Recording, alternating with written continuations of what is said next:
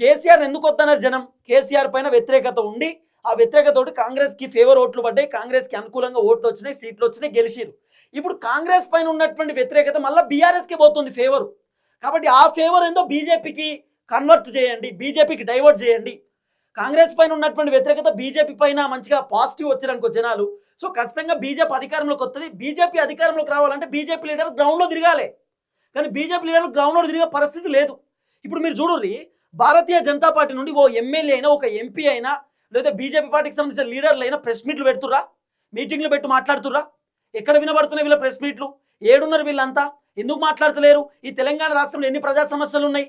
ఇప్పుడు ఒక వెలుగు మాటలకు సంబంధించినటువంటి ఇష్యూ భూదాన్ భూములు అని చెప్పి మొత్తం ఎక్కడికక్కడ ఇల్లులు కూల్చేస్తూ ఉంటే భారతీయ జనతా పార్టీ ఎందుకు సైలెన్స్ ఉన్నారు? బండి సంజయ్ ఎందుకు పోలేదు అక్కడికి? కిషన్ రెడ్డి ఎందుకు పోలేదు అక్కడికి? భారతీయ జనతా పార్టీలో ఉన్న లీడర్లు ఎందుకు పోలేదు అక్కడికి? బీజేపీ పార్టీ మంచిగా ఈ భూదాన్ భూముల పేర్లతోటి జనాలను మోసం చేసి ఇబ్బంది పెడుతున్నారని చెప్పి బీజేపీ కూడా ప్రజల తరపున మాట్లాడితే బీజేపీకి మంచి మైలేజ్ వస్తుంది. భారతీయ జనతా పార్టీ పేద ప్రజల కోసం ఉందని అనుకుంటారు.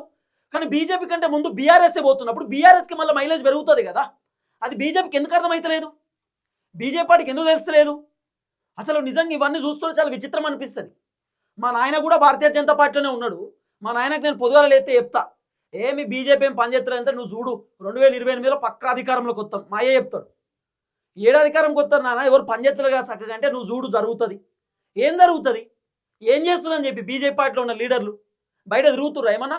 పాపం కార్యకర్తలు చాలా కష్టపడుతున్నారు. భారతీయ జనతా పార్టీ కార్యకర్తలు ఎంత కష్టపడుతున్నారు తెలుసా? బీజేపీ అధికారంలోకి రావడానికి భారతీయ జనతా పార్టీ కార్యకర్తలు మస్తు కృషి చేస్తున్నారు, మస్తు కష్టపడుతున్నారు. కాంగ్రెస్ ప్రభుత్వంలో ఎంత అవినీతి జరుగుతుందో, ఎంత అక్రమాలు జరుగుతుందో భారతీయ జనతా పార్టీ కార్యకర్తలు జనాలకు చెప్తున్నారు. అసలు బీజేపీలో ఉన్న లీడర్ల కంటే బీజేపీలో ఉన్నటువంటి కార్యకర్తలే సూపర్, కార్యకర్తలే హైలైట్. అసలు బీజేపీలో కార్యకర్తలు పనిచేస్తున్నట్టు కూడా పనిచేస్తలేరు లీడర్లు. ఒక లీడర్కు పంచాయతీ. ఈటల రాజేందర్కు బండి సంజయ్ పడదట, ఈటల రాజేందర్కు ధర్మపురి అరవింద్ పడదట, ఈటల రాజేందర్ కిషన్ రెడ్డి పడదట. ఇదేంది కుమ్ములాటలు కొట్లాటలు ఏంది బీజేపీలో?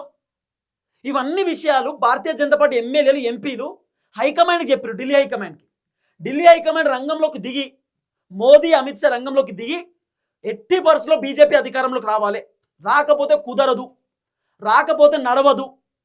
ఇప్పుడు 10 సంవత్సరాలు కేసీఆర్ ఉన్నాడు, తర్వాత కాంగ్రెస్ వచ్చింది. ఇప్పుడు గట్టిగా ఫైట్ చేస్తే భారతీయ జనతా పార్టీ జనాలు మళ్ళీ అనుకుంటారు కదా మంచో చెడో. కేసీఆర్ని కూడా చూసినాం, కేసీఆర్ అధికారం కూడా పోయింది.